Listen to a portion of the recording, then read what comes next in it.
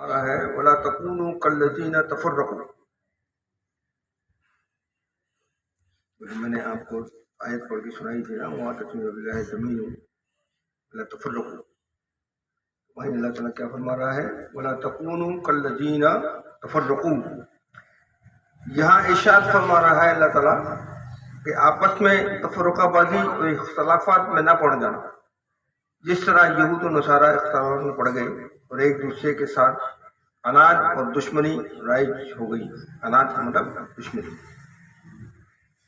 کہنے کا مقصد ہے کہ جس طرح زمانہ اسلام سے پہلے جاہلیت کے وقت میں متفرق تھے اور تمہارے درمیان بغض و عناد دشمنی تھے، اس آیت میں مسلمانوں کو آپس میں اتفاق و اجتماع کا حکم دیا گیا ہے اور اختلاف اور اس کے اسباب پیدا کرنے سے منع کیا گیا ہے.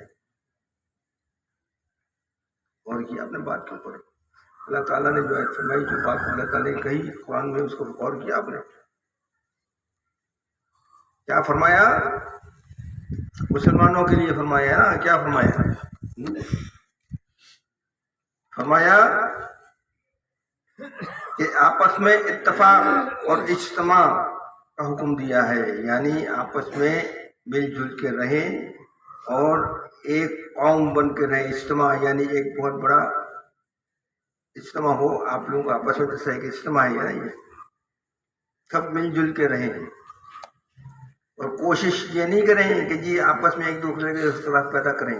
جیسے آج کل کوشش کی جا رہی ہے نا اختلاف پیدا کرنے کے لیے، بھائی بہنوں کو لڑانا، میاں بیوی کو لڑانا، چاچا بھانجے کو لڑانا، باپ بیٹے کو لڑانا. فالتو فنڈ کے تیرا باپ تو تیرے لیے یہ بولتا ہے بھائی. ایسی والی بات نہیں ہے. جو حقیقت ہے بتا رہا ہوں آپ کو. تمہارا دوست تمہارے لیے یہ بول رہا تھا، تمہارے پیچھے یہ بات کر رہا تھا تمہارا دوست. یہ دونوں آپس میں مل کے رہتے کیوں ہیں؟ بولے ان کے دل میں لڑائی جھگڑے پیدا کیے جائیں، تو اس لیے یہ سب چیزیں ہوتی ہیں. تو اس لیے کیا کہا کہ اختلاف نہیں پیدا کرنا ہے. اختلاف ہم پیدا کرتے ہیں نا. آج ہمارے جو آپس میں ایک دوسرے سے اتنی دور دور ہیں، اس کی وجہ کیا ہے؟ اس کی وجہ یہ ہے کہ ہم آپس میں ایک دوسرے کے خلاف اختلاف پیدا ہو گئے نا. وہ اختلافات جو ہیں وہ کوئی مسئلے نہیں ہے، وہ آپ بیٹھ کے بھی سولو کر سکتے ہیں، نہ کہ ایک دوسرے کی جاننے کے سولو کریں یا ایک دوسرے کے مرنے کا انتظار کریں. یہ مرے تو شاید میرا کام ہو جائے، وہ مرے تو شاید میرا کام ہو جائے. شاید نہیں ہوتا. اختلافات اسی لیے پیدا کیے جاتے ہیں کہ انتظار کریں تاکہ یہ کام جو ہو رہے ہیں آپس میں جو اتفاق محبت ہے یہ ختم ہو جائے. اور یہ مر جائے گا تو اگر میرے میں طاقت ہوگی تو میں لے لوں گا، اور یہ مر جائے گا تو میرے میں طاقت ہوگی میں لے لوں گا. اختلاف اسی لیے پیدا کیے جاتے ہیں. تو ہم کہاں چل رہے ہیں؟ کس راستے، کس ڈگر پہ چل رہے ہیں؟ جبکہ اللہ تعالیٰ کیا فرما رہا ہے؟ اتفاق اور اجتماع.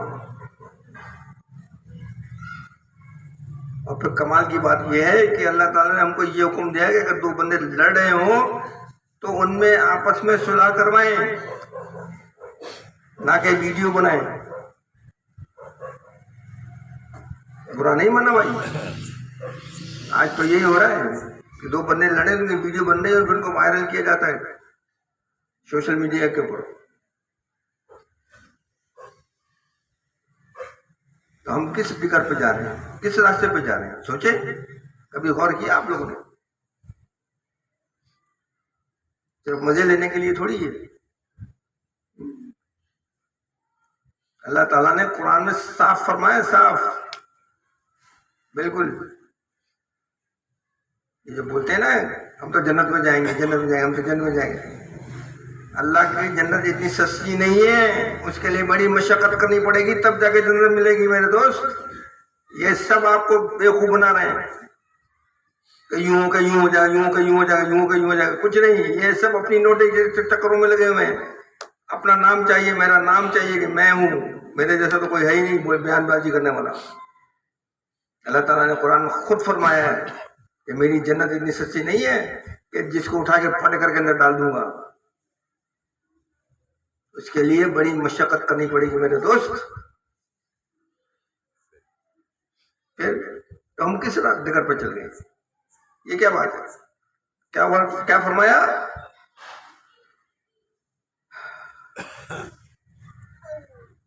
کہ اجتماع کا حکم دیا ہے اور اختلاف اور اس کے اسباب پیدا کرنے سے منع کیا ہے. غور کریں، اختلاف ہم پیدا کرتے ہیں دوسروں کے بیچ میں رکھنے ڈال کے، دوسروں کی باتیں الٹی سیدھی سن کے دوسروں کے تعلقاتوں کو خراب کرتے ہیں، ان کے درمیان تفرقہ ڈالتے ہیں، ان کے درمیان دلوں میں نفرتیں پیدا کر دیتے ہیں، اور ایسی نفرتیں کرتے ہیں کہ وہ بیچارے ایک دوسرے کی شکل دیکھنے کی تیار نہیں ہوتے. مر جاتا ہے آدمی، اس کی شکل نہیں دیکھ سکتا. میں تو مر گیا تو میرے جنازے میں نہیں آنا، مر گیا تو یوں نہیں کرنا، میرے پاس یوں نہیں کرنا. بچوں کو منع کر کے چلے جاتے ہیں. یہ کون ہے؟ یہ کون لوگ ہیں؟ یہ کون لوگ ہیں جو یہ تفرقہ ڈالتے ہیں؟ کون ہے یہ شیطان کے چیلے ہیں، یہ منافق ہیں جو آپ کو صرف نظر آتے ہیں کہ مسلمان، لیکن ہے اندر سے ان کے دل کالے، ان کے دل بے انتہا کالے ہیں، اور یہ منافق ہیں. منافق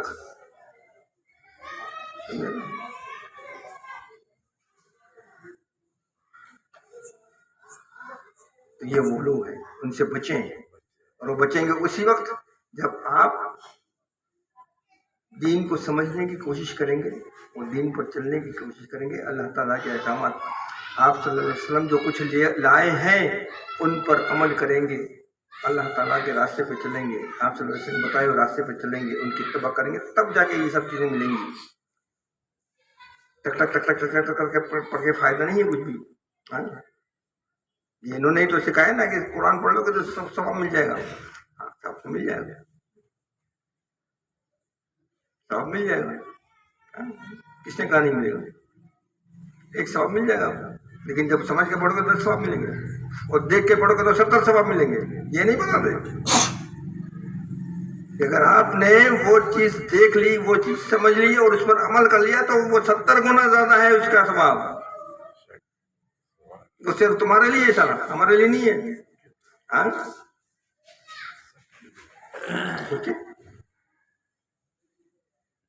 تو وہی فرمایا کہ کسی کے درمیان اختلاف پیدا کرنے کی کوشش نہیں کرو، سمجھے نا. مگر حقیقت یہ ہے کہ سب کچھ جانتے ہوئے بھی یہ امت محض اپنے دنیاوی مفاد اور نفسانی اغراض کے لیے اختلاف و تفرقہ میں پڑی ہوئی ہے.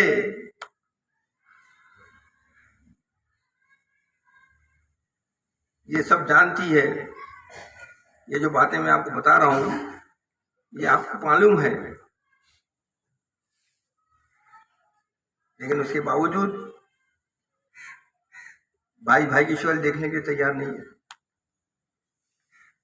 بھائی بھائی کی مدد کرنے کے لیے تیار نہیں ہے، بیٹا باپ کی مدد کرنے کے لیے تیار نہیں ہے. انتظار میں بیٹھا ہے کہ باپ مرے تو قبضہ کروں سالہ. یہ نہیں ایسا ہی ہے، یہ نہیں ہے ایسا ہی ہے نا. یہ حالت ہے ہماری، اور یہ اسی لیے ہے کہ دین کی کمی ہے. اور یہ باتیں جب تک بار بار ہمارے دماغوں میں ریپیٹ نہیں کی جائیں گی نا، وہاں تک ہمارا دماغ ان چیزوں کو قبول کرنے کے لیے تیار نہیں ہوگا. کبھی قرآن ترجمے کے ساتھ پڑھ کے دیکھیے گا، لیکن ترجمے کے ساتھ پڑھنے سے مراد وہ نہیں ہے کہ ترجمہ پڑھ لیا بسم اللہ الرحمن الرحیم شروع کرتا ہوں اللہ کے نام سے. مطلب کبھی ترجمے سے پڑھنے کے بعد غور سے کیجیے گا، تھوڑا بہت دیکھیں گے آپ کہ اللہ تعالیٰ نے ہر جگہ کسی نے ہر جگہ جا کے ایک ہی بات کو ریپیٹ کی ہے، دہرائی ہے، ہر جگہ دہرائی ہے اللہ تعالیٰ نے. زمین کا لفظ کتنی مرتبہ ہے، کیوں دہرایا؟ ایک دفعہ بولتے تو کافی تھا، لیکن نہیں، اسی لیے دہرایا ہے کہ آپ کے دماغ میں وہ بات بیٹھے، آپ کی سمجھ آ جائے آپ کو کہ کیا میں کیا کہنا چاہ رہا ہوں. اللہ جو بتا رہا ہے وہ یہ اس لیے بتا رہا ہے، میں یہ دکھا کر رہا ہے کہ آپ کے دماغ میں وہ بات بیٹھ جائے جو میں نے نازل کی ہے. اور جب آپ کے دماغ میں وہ بات بیٹھ جائے گی نا تو یقین جانیں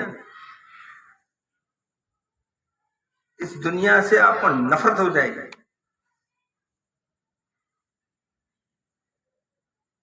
یہ شیطان جو آپ کے پیچھے لگا ہوا ہے، شیطان کا بھی انکار کیوں تھا بتایا آپ کو. شیطان نے جو انسان کو سجدہ کرنے سے منع کر دیا اللہ تعالیٰ کو، کیوں؟ کیا وجہ ہے؟ اس میں اتنی ہمت کیسے آئی کہ یہ کرتا، جبکہ وہ فرشتوں کا سردار تھا نا، یا نہیں تھا نا؟ فرشتوں کا سردار تھا نا. لیکن اس میں ہمت کیسے آئی کہ وہ اللہ تعالیٰ کو انکار کر دیا، اس نے اللہ تعالیٰ کی بات کو ماننے سے انکار کر دیا. کیوں؟ کیا وجہ ہے؟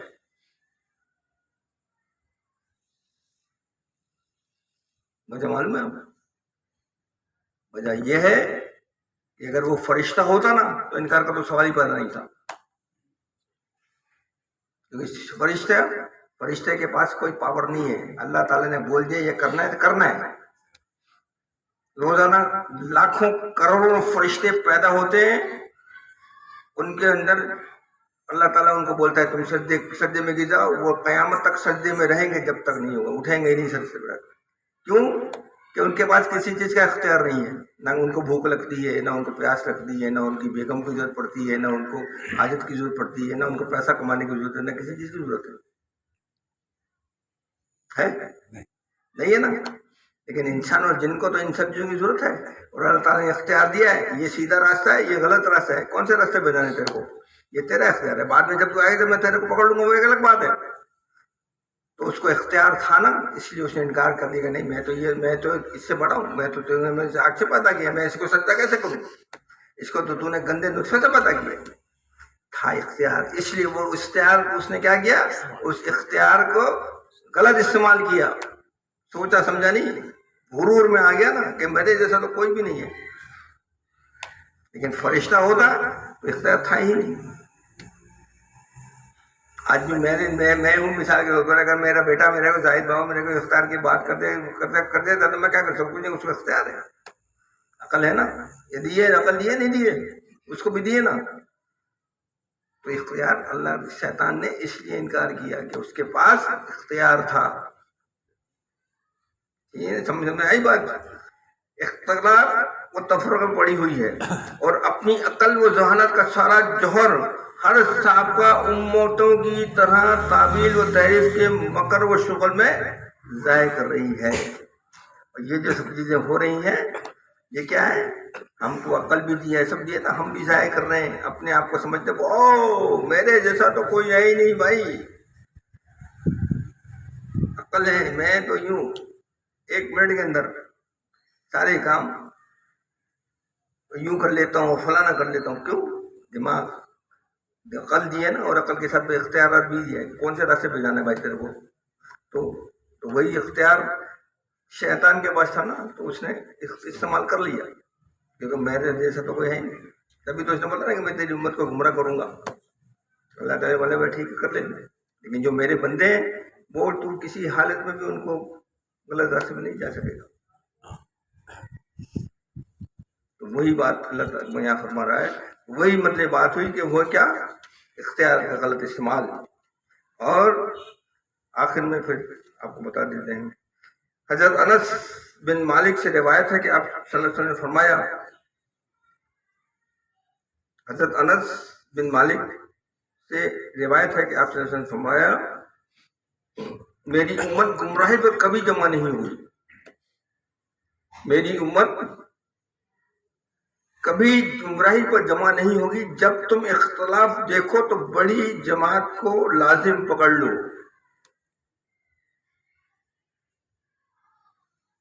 ایسی بات، اگر تم میری امت میں اختلافات دیکھتے ہو، اور اگر آپ ان اختلافات کو ختم کرنا چاہتے ہو اور دیکھنا چاہتے ہو، تو اس امت کی جو سب سے بڑی جماعت ہو نا اس کے اندر آپ شامل ہو جاؤ.